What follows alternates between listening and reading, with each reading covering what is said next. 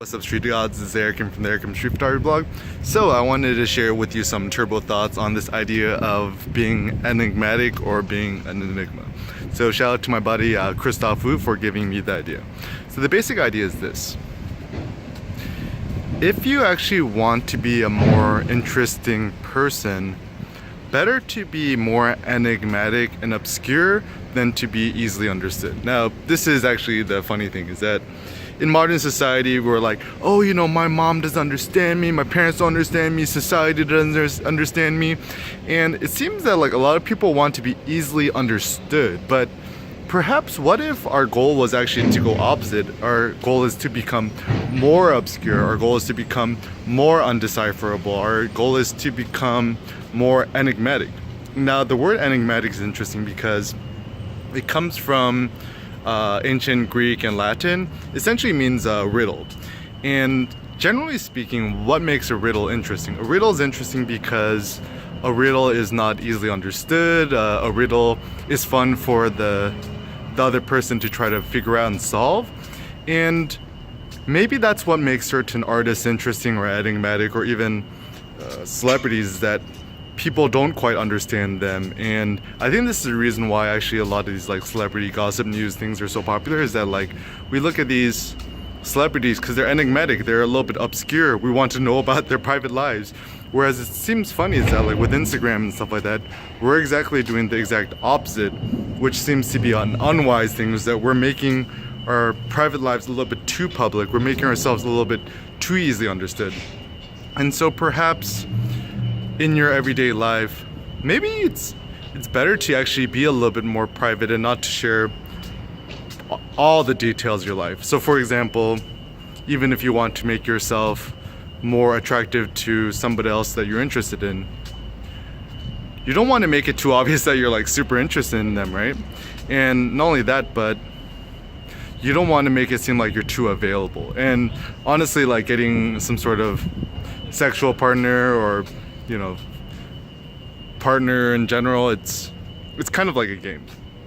And when we think about our photography and art too, this is also an interesting idea, is that perhaps we shouldn't make photos which are too easily deciphered. We shouldn't make photos that people look at and they're like, oh, obviously I know what's kind of going on in that photo. And I think that's why a lot of these street photos are interesting, is that when you look at a lot of street photos, we don't quite understand what's going on, and also, like, the photos I like to look at is when I look at a photo shot by another photographer and I think, oh, how did this photographer get this photograph? How did they make the photo? Sometimes the technical aspects are interesting, and I think this is also why surrealism is so interesting, is that we cannot quite understand what's going on, and therefore the viewer has to use their own little bit of their own brain power to decipher what's going on in their photo. I think this is also why it's more fun to read books than watch films, because generally with films, let's say, you know, you read Harry Potter versus you watch the Harry Potter movie.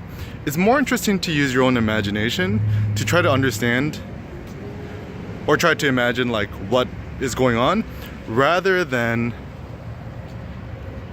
having somebody already do the heavy lifting for you. And so I think this is why it's important for us as photographers. Like, some practical things is this is I think why black and white is so interesting, is that black and white, you can make the photos darker, more obscure, to make the shadows darker too.